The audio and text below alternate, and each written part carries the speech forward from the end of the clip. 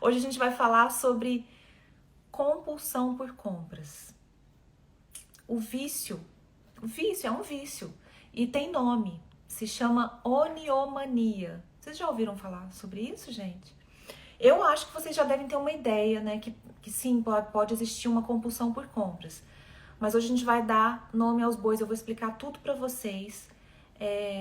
Oniomania, na verdade, gente, eu acabei fazendo uma pesquisa pra vocês, porque isso entra muito no cunho psicológico, né? Isso tem tratamento e o tratamento é abordado por psicólogos. Então, quem sou eu para passar por cima de uma avaliação psicológica, tá, gente, de uma pessoa? Não é por aí. Eu só quero transmitir o conhecimento que eu tenho. Eu corri atrás de várias pesquisas científicas, inclusive vou deixar os créditos dessas pesquisas para vocês nos comentários da live quando ela for ficar salva no feed, tá bom? A oniomania, na verdade, é um transtorno psicológico que é muitíssimo comum, mais comum do que vocês imaginam. É também chamado de consumismo compulsivo. E quando a pessoa compra assim, não é comprar itens de necessidade não, tá, gente? Básica, como mantimentos, coisa de farmácia, remédio, nada disso. É um consumo excessivo de produtos que são desnecessários.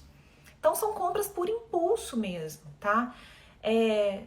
Quando você começa a fazer compras de uma forma compulsiva, isso pode virar uma obsessão e essa obsessão costuma acontecer por um padrão de compras que acaba virando crônico e repetitivo. Então, assim sendo, a compulsão por compras é uma doença.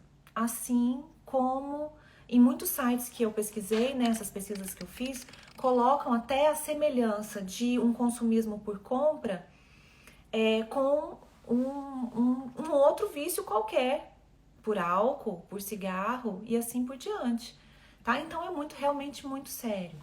Como é que costuma aparecer a oniomania? Ela começa a aparecer na vida da pessoa como um sinal, principalmente de uma carência que a pessoa tenha, sabe? Uma dificuldade com relacionamentos, um desejo talvez de preencher algum vazio emocional que a pessoa tenha, sabe? E também está muito ligado a algumas condições psicológicas que são associadas, como, por exemplo, alguma privação emocional que aquela pessoa possa ter tido na infância, sabe?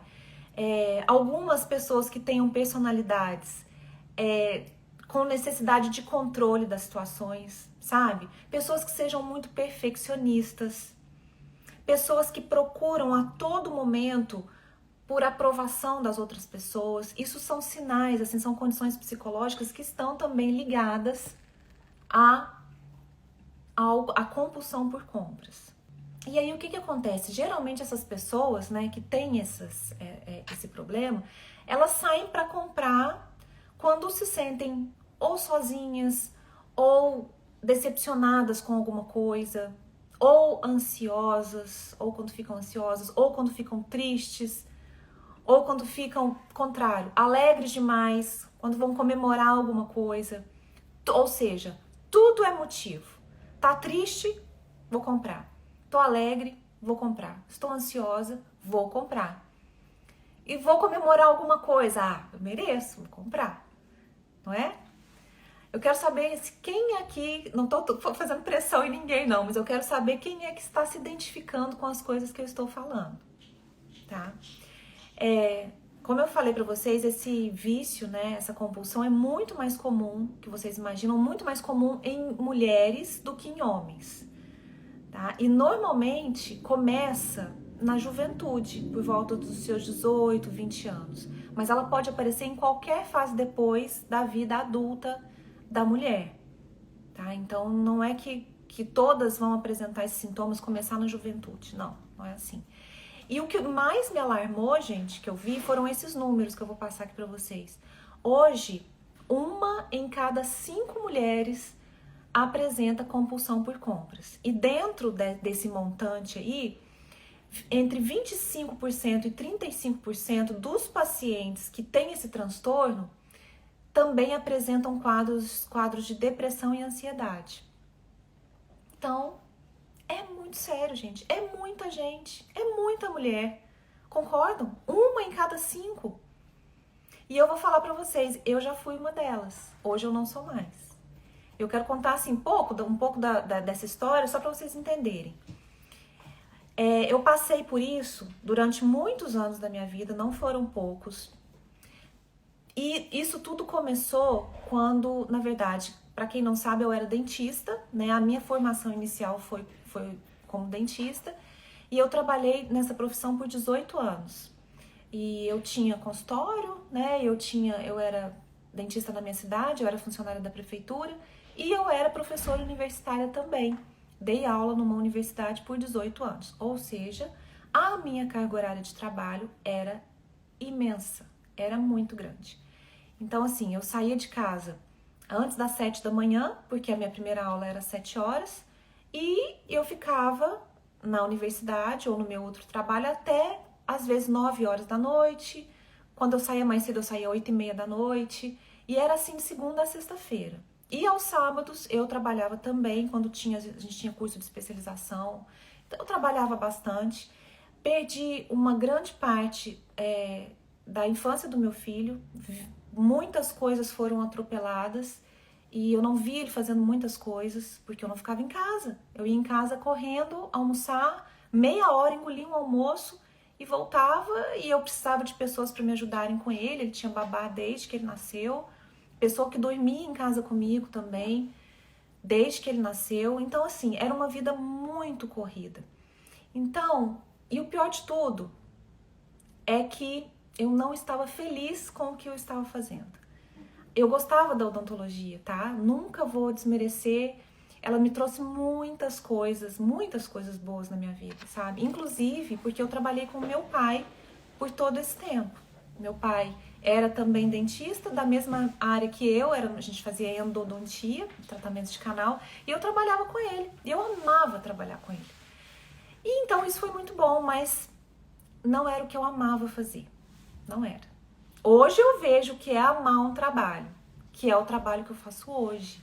Então é muito diferente, sabe? Assim, eu gostava de estar ali, gostava dos meus alunos e tal, dos meus colegas de profissão, mas eu não me sentia realizada. Eu não sentia que eu era valorizada por aquilo, sabe? E aquilo me trazia uma coisa ruim demais. E aí o que acontecia? O que vocês acham que eu fazia como válvula de escape?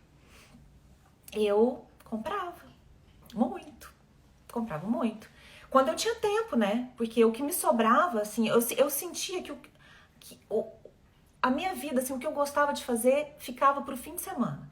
Aí eu queria viajar com meu marido, eu queria sair para ir para restaurante, eu queria comprar, eu queria ir para shopping, era isso que eu queria fazer. Para compensar aquela vida que eu vivia durante a semana e eu não estava satisfeita, eu não estava feliz. E o pior de tudo que eu fazia, gente, como eu trabalhava de roupa branca, de segunda a sexta-feira, de segunda a sábado às vezes, o que eu ia comprar no final de semana? Não era roupa branca, porque eu estava enjoada de roupa branca. Então eu ia procurar o quê? Coisas diferentes. Que eu ia usar pouquíssimo, porque eu não tinha tempo para usar roupas coloridas, jeans, eu quase não tinha tempo. Eu usava nas férias, usava aos fins de semana. Então, além de estar, né, passando por uma compulsão por compras, eu comprava coisa errada. Eu comprava as coisas que eu não ia usar, que eu ia usar muito pouco, ou seja, estava ainda investindo meu dinheiro de forma completamente equivocada, completamente errada. E assim foram muitos anos, tá? Tô expondo isso aqui para vocês hoje, porque o meu intuito é ajudar as outras pessoas. Foi assim que o meu trabalho nasceu. Meu trabalho aqui no Ser Chique Cabe no Seu Bolso. Então, isso é muito importante para mim. Hoje eu não sou assim mais, graças ao trabalho que eu mesma desenvolvi comigo mesma. E ó, anos de psicólogo também, tá? Tem 20 anos que eu tenho que eu faço terapia, tá? Comecei com uma psicóloga e depois tive outra psicóloga. E hoje estou continuando com ela, tem mais de 20 anos isso. Então, quais são, antes de terminar a minha história, o final da minha história eu vou deixar pro fim. Eu quero falar para vocês dos sintomas, tá? Quais são os principais sintomas que uma pessoa que tem compulsão por compra tem? ela faz compra com o objetivo de lidar com as angústias dela, com as tristezas dela, com as preocupações dela. E ela compra itens desnecessários e muitas vezes itens repetidos. Sim, repetidos. Num grau mais elevado dessa compulsão, vocês já viram aqueles acumuladores? Tem gente que compra, sei lá, 10 televisões. São acumuladores mesmo, tá? Pode ser que você não esteja nesse nível, assim como eu não estava. Mas pode até ser que se repitam, assim, itens completamente aleatórios, desnecessários e repetidos na maioria das vezes. O que é outro sintoma? Você começar a esconder as compras da sua família, do seu marido, da sua mãe, não sei. E começar a mentir, sabe, com relação àquelas compras. Chega em casa, esconde a sacola, ou não traz sacola, põe dentro da bolsa para não aparecer. Esconde a etiqueta quando você tira a etiqueta da roupa. E assim, isso causa um descontrole financeiro que você fica completamente descontrolada. Tem que recorrer a cheque especial, né? Tem que recorrer a empréstimo para pagar o cartão de crédito. Ou seja, a sua vida financeira começa a ficar desestabilizada por conta disso. Comigo também não chegava tanto, tá, gente? Vou ser sincera aqui com vocês. Mas muitas mulheres que já me procuraram, inclusive como minhas alunas, eu tenho alunas hoje que me procuraram por conta desse problema específico. E eu trato isso com muito respeito, com muita seriedade, né? E outro sintoma, sentimento de culpa depois que você compra. Sabe aquela angústia, aquela coisa, aquela até mesmo uma depressão. Nossa, por que eu fiz isso? Nossa, de novo. Aquela culpa. Nossa, por que eu faço isso? Meu Deus, não consigo me controlar. E aí você fica pior. Mas esse sentimento de culpa não te impede de comprar novamente. A gente não controla, consegue controlar, né? E eu vi uma coisa assim que eu acho muito engraçado, gente, é que já repararam que quando a gente paga as nossas compras com dinheiro, ao invés de cartão de crédito, por exemplo, já repararam que dói muito mais quando você tira um dinheiro, uma nota física de dinheiro da sua carteira para pagar alguma coisa? Já repararam como, pelo menos comigo é assim. Quando eu tiro o dinheiro, eu sinto muito mais, falando, nossa, meu dinheiro tá indo embora com uma coisa que eu tô comprando e tal. Quando você passa o cartão de crédito, você não sente isso. Isso é uma psicologia do cartão de crédito, né? É uma força psicológica que o cartão tem, que é muito, muito perigosa, porque ele separa o prazer que você tem de comprar da dor que você tem ao pagar. E isso é um golpe de mestre, né, gente? Não é verdade? E aí é que mora o descontrole, né? Então a pessoa que é compulsiva ainda tem essa questão do cartão e tal, vai comprando, não sente na hora que vem a fatura. E aí vem a culpa também, né? Então, o que acontece no final das contas?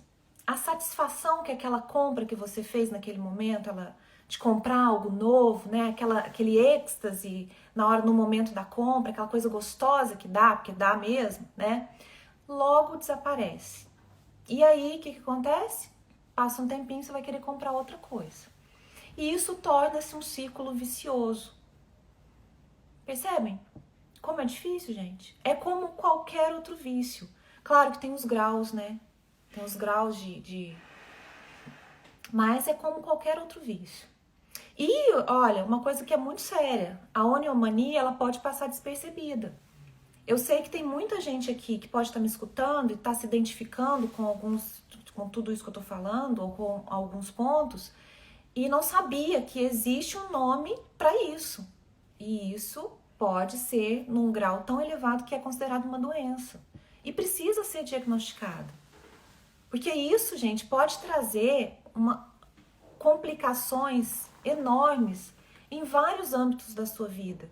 No seu casamento, né, na sua relação conjugal, no seu convívio familiar, no setor financeiro, claro, tem gente que quebra, desestabiliza completamente a família por conta de um vício assim, né? Então é muito, muito, muito sério. Tratamento, como é que é tratamento? Por tudo que eu li, por tudo que eu já conheço, são sessões de terapia, tá? É acompanhamento realmente psicológico, em alguns níveis, até psiquiátrico, com medicação e tudo mais, né? Mas tem uma coisa que eu acho muito interessante, né? Que o objetivo do tratamento não é a abstinência completa das compras, sabe? Mas o controle do comportamento da pessoa, de alguma forma controlar isso. E como é que isso acontece? O psicólogo, na verdade, né, sugere e tenta descobrir estratégias que estimulem a mudança desse comportamento da pessoa. E é aí que eu acho que o meu trabalho faz muita diferença nisso. Eu tenho relatos, tá, gente? Também não estou inventando isso aqui, não. Eu tenho alguns relatos de alunas minhas que fizeram o meu curso ou que ainda estão fazendo e me relatam isso. Que delícia, hoje eu não sou assim mais. Que bom que você me ajudou a superar isso. Algumas junto à ajuda psicológica, outras não. E por que eu coloco isso? Porque quando você... Uma das estratégias para a gente conseguir estimular essa mudança de comportamento numa pessoa que é compulsiva por compras é que essa pessoa se autoconheça mais. O corpo, para poder investir em modelagens que a favoreçam, é investir em conhecimento. Se ela está passando por um processo desse, se ela está comprando de forma descontrolada, descoordenada, pelo menos se ela tiver uma direção e se ela conseguir controlar um pouco e comprar quando realmente for necessário, já é meio caminho andado, gente. É aquela coisa de você colocar na cabeça da pessoa um entendimento para que ela possa focar no que realmente importa. O que realmente importa hoje? O que o meu canal traz para vocês? Eu sugiro fortemente que você comece a aproveitar melhor as coisas que você já tem em casa. E isso você consegue com o conhecimento. Quando você descobre o seu biotipo físico e sabe as melhores modelagens para ele, você não vai comprar modelagem errada de roupa mais. Quando você descobre o seu estilo pessoal, você não compra coisas desconexas com o seu estilo. Ótimo, já está mais direcionado. Quando você sabe a sua paleta de cores, a sua coloração, você foca em coisas que realmente farão diferença na sua imagem, em cores que farão diferença para você. Então o negócio fica muito mais direcionado. E olha, gente, eu vou repetir uma frase aqui. Para você estar segura e bem vestida, você não precisa ter um guarda-roupas lotado. Muito pelo contrário. Sabe por que eu acho que é o contrário? Porque quando você tem um guarda-roupas mais enxuto, só que esse guarda-roupas enxuto, ele precisa estar muito alinhado e muito coerente com o seu estilo e o seu corpo, tá? Quando você tem esse guarda-roupas enxuto, a visão fica muito mais clara, muito mais nítida do que pode combinar com o que, das cores que combinam entre si, das estampas que combinam entre si, das modelagens que combinam entre si. Então, eu acho isso andar de mãos dadas junto ao apoio psicológico, sabe? Eu tenho uma aluna muitíssimo querida, ela tá sempre por aqui, e eu vou falar dela aqui, não vou falar o nome dela, mas eu vou falar dela aqui, e não vejo por que não falar, porque ela mesma já deu o depoimento dela, e o depoimento dela está registrado nessas aulas que vocês vão assistir. Então, ela me fala justamente isso. Eu era compulsiva, sofria muito com isso, uma coisa assim, descontrolada realmente, e isso era detectado até pela família dela, assim, via isso e não sabia o que fazer mais. E ela falou, eu tentei, antes de procurar um psicólogo, eu tentei fazer o seu curso para ver se isso me ajudava. E hoje ela fala que ajuda ela demais. E olha, eu vou contar uma coisa aqui que é muito pessoal, tá? Eu espero que ela não fique chateada, mas ela não vai ficar chateada, porque ela sabe o tanto que isso vai ajudar as pessoas também. Eu conheci ela mora aqui em Portugal, e eu conheci ela o ano passado, antes de eu vir morar aqui. Eu tinha vindo de férias pra cá em novembro de 2021, e aí ela já era minha aluna, porque ela é de uma turma mais antiga, e eu não conhecia ela pessoalmente, e ela insistiu muito pra me encontrar. Porque ela tava aqui, onde eu estava, ela viu que eu tava viajando. E sabe aquelas coisas que Deus coloca na sua frente? Um dia eu abri o celular assim, eu tava em Lisboa. Aí chegou a mensagem dela assim: você está em Lisboa? Posso te encontrar? Na hora, assim. Aí eu mostrei pro meu marido, ele falou assim: sim, sim, fala que a gente tá aqui. E ela foi me encontrar, ela com o marido dela. E aí, a hora que ela me viu, ela chorou. E ela falou pra mim: muito obrigada, eu vim aqui especialmente porque eu tinha que te contar o tanto que você me ajudou. Desculpa, eu fico emocionada com isso, mas é verdade. Eu ajudei ela a sair dessa compulsão. Imagina a minha gratidão também, gente, né? Nossa, sério? Ela ficou emocionada. E ela falou: hoje eu vim aqui pra te agradecer especialmente por isso, por tudo que você fez por mim. Aí eu falei: nossa, que bom. Que bom. Foi muito bom. E ela é minha amiga até hoje, né? Então, assim, gente, eu acho que isso é uma... Assim, esse tema foi... Eu escolhi a dedo, assim, pra falar hoje pra vocês, porque eu fiquei realmente preocupada na hora que eu comecei a ler sobre isso. E essas pesquisas todas que eu fiz, relatos, né, pesquisas científicas, falando que uma entre cada 5 mulheres sofre com isso, gente. Né? Bora ver o que tá pegando. Porque, como eu falei, são questões, né? Às vezes questões que a gente traz, ó, da nossa infância. E a gente não se dá conta. Então eu estou aqui para alertar vocês com relação a isso. Eu não quero ninguém sofrendo por isso mais. Vamos procurar ajuda. Se você acha que você está num nível aí que realmente está preocupante, vamos embora procurar ajuda antes que o negócio desestabilize a sua vida, o seu casamento, o seu lado financeiro aí, da sua família. Ah, então, aí o que eu falei? Eu falei que eu ia contar o final da minha história, né? Não contei o final da minha história, como é que eu saí dessa. Como eu falei pra vocês, a minha psicóloga, minha terapeuta me ajudou muito. Claro, eu sempre expus essa questão pra ela. E eu acredito que isso foi desencadeado por esses anos aí que eu vivi, né? Talvez numa profissão que não me desse, não me valorizasse, talvez, não sei. Algumas outras coisas também. Eu sei que, como foi que começou a mudar? Quando eu comecei a estudar sobre moda. Foi assim que começou a mudar. Por quê? Foram 2 coisas que aconteceram no mesmo momento. Quando eu comecei a estudar sobre moda, eu ainda estava na odontologia. Foi quando eu abri a minha loja no Brasil e eu comecei a levar as 2 coisas juntas, né? Eu não abandonei a odontologia, assim, no primeiro momento. E já ia fazendo os meus cursos e tal. E aí, quando eu resolvi, além da loja, iniciar o meu curso, né? Comecei a estudar e montar uma técnica para dar o meu curso online. E aí eu realmente abandonei a odontologia, né? E hoje eu faço só isso, eu faço o que realmente eu gosto. Eu tenho o meu curso, vendo meu curso para o mundo todo, tenho alunas aí em 33 países diferentes hoje, muitas alunas, graças a Deus. E isso me trouxe uma satisfação pessoal imensa, gigante, que eu nem sei explicar. Hoje eu vejo tanto, gente, que eu não gosto de falar assim, mas é verdade. O tanto que eu era infeliz comparando com o que eu sou hoje, num trabalho diferente que eu amo fazer. Então isso foi muito estimulante para mim. E aí, os conhecimentos que eu adquiri sobre moda, que é o que eu prego hoje no meu curso, como eu estruturei o meu curso, é que fizeram a diferença na minha vida. Porque eu vi que eu não precisava ter muita coisa para me sentir segura. Entende?